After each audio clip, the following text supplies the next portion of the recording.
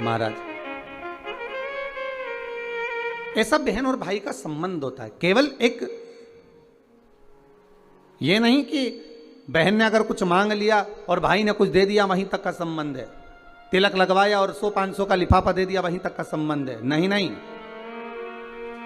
इस दूज का नाम है यम द्वितीया।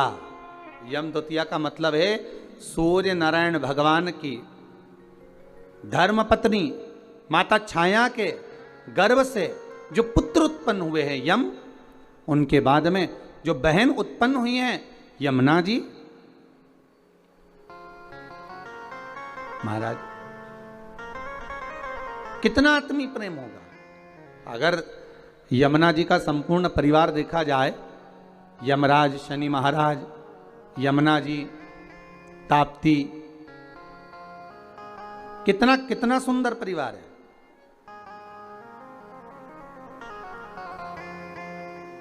एक बार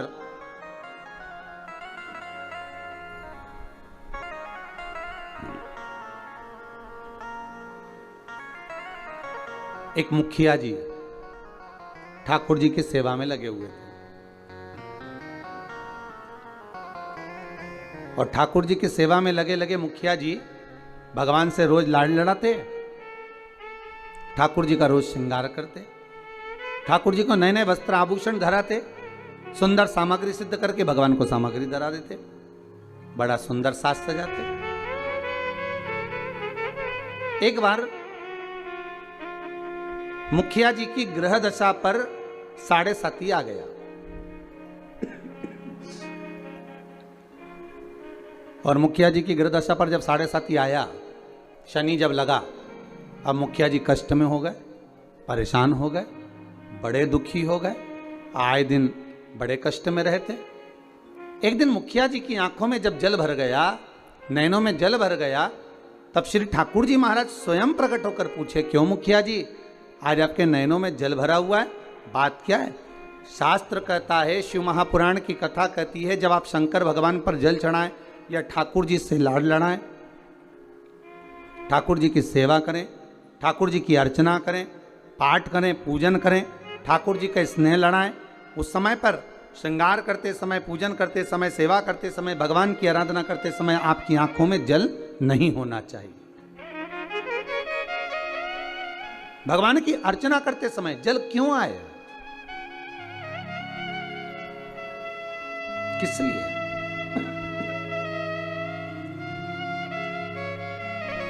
उस जल की महत्वता क्या?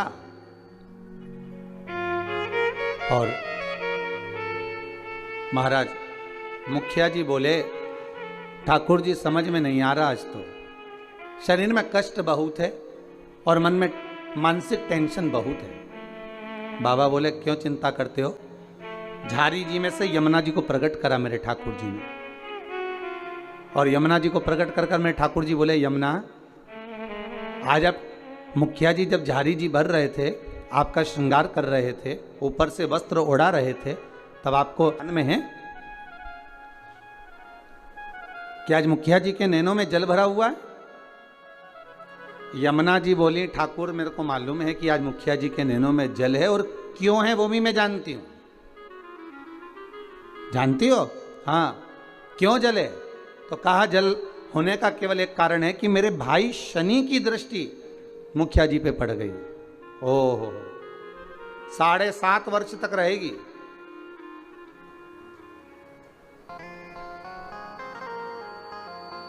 भगवान कृष्ण बोले, यमुना अगर शनि महाराज आपके भाई हैं, हमारे तो साले हैं, यदि बहन बोले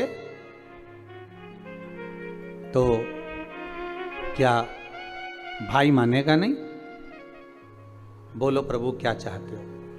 बस जाओ और शनि महाराज से कहो, जो ठाकुर जी से लाड़ लड़ाए, जो भगवान की सेवा में डूबा रहे, जो भगवान की भक्ति में सदा डूबा रहे, उस पर कभी न 7.5 लगे न ढैया लगे। शनि की कुदृष्टि उस जीव पर नहीं पड़ना चाहिए।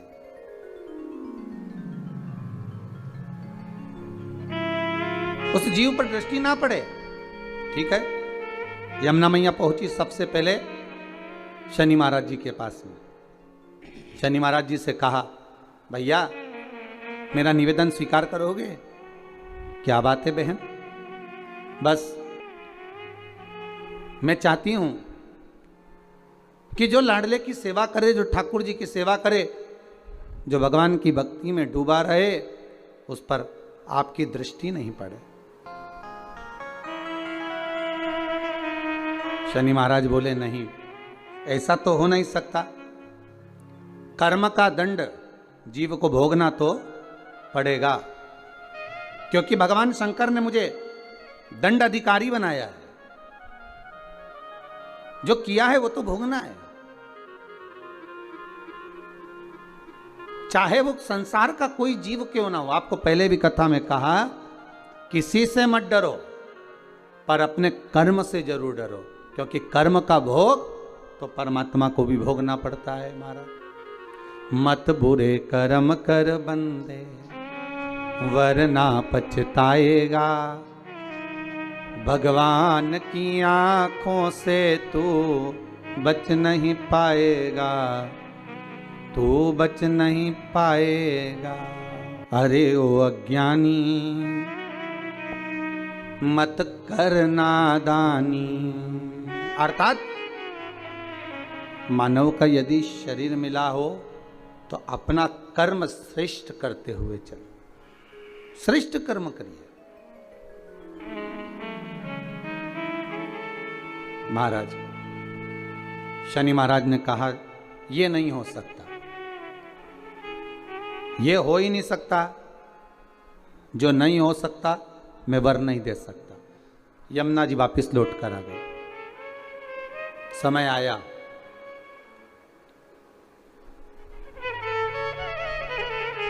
कार्तिक का महीना था। यमुना जी इससे पहले शनि महाराज के पास बारंबार जा चुकी हैं। यमराज के पास भी यमुना जी कई बार जा चुकी है, बार बार विनती कर चुकी है, पर मानते ही नहीं।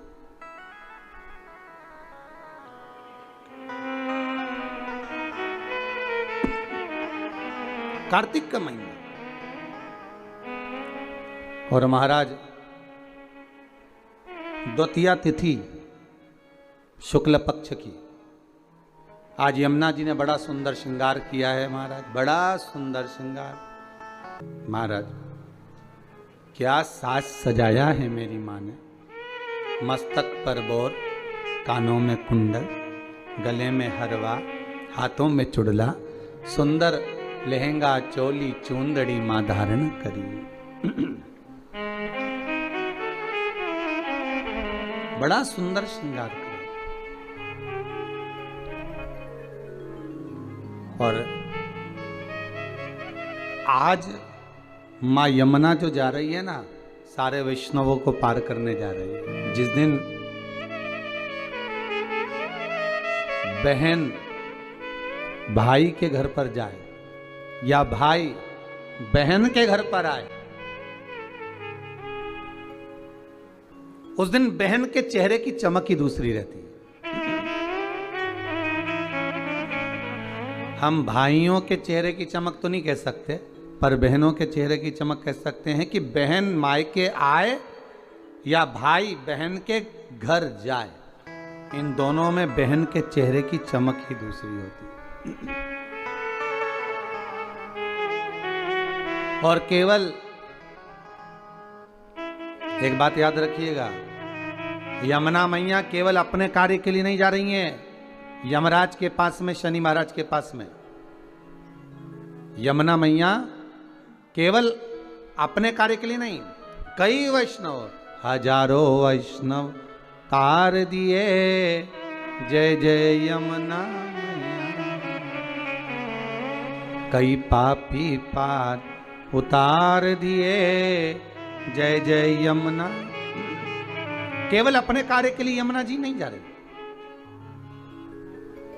यमुना जी जा रही हैं संपूर्ण भूमंडल के उद्धार के लिए। सारे देवी देवता के चरणों का दर्शन अगर आप करेंगे तो सबके चरण एक साथ दर्शन होंगे, पर यमुना जी के चरण का यदि आप कभी दर्शन करेंगे तो यमुना जी का चरण एक आगे एक पीछे है। क्यों? क्योंकि यमुना हर पल, हर घड़ी, हर क्षण दौड़ती हुई नजर आ रही है वैष्णवों को जोड़ने के लिए, भक्तों को जोड़ने के लिए।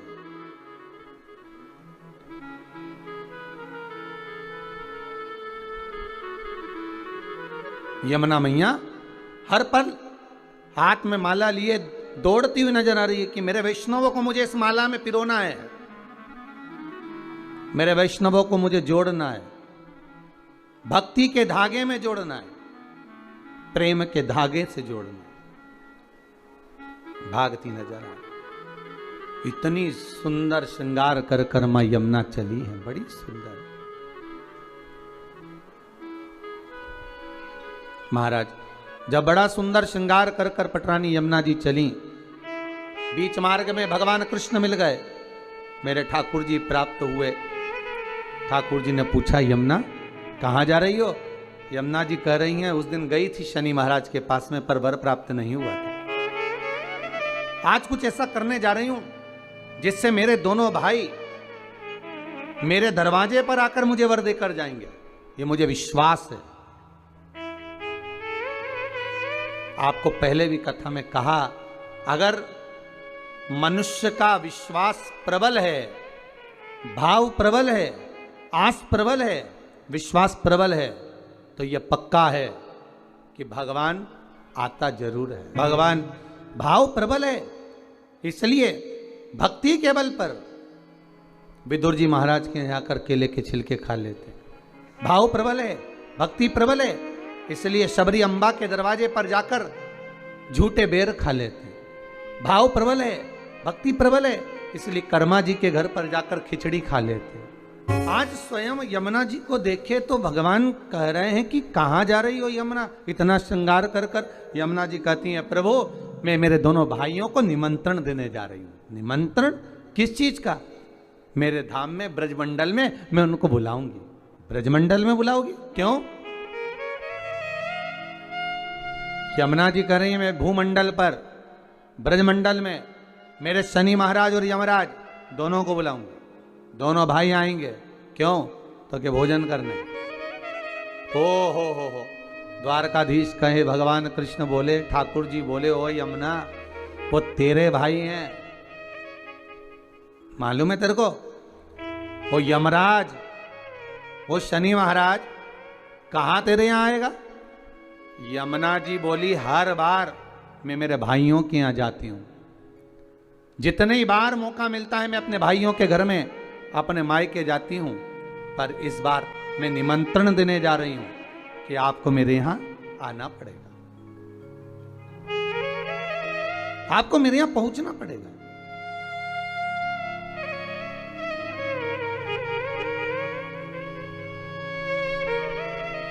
महाराज यमदूतिया की कथा कहती है, बहन और भाई का संवाद कहता है। एक बूढ़ी मां के 7 पुत्र, 1 पुत्री।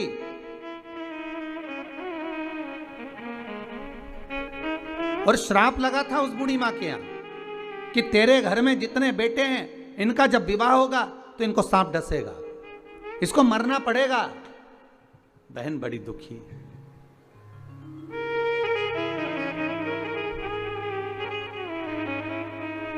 आज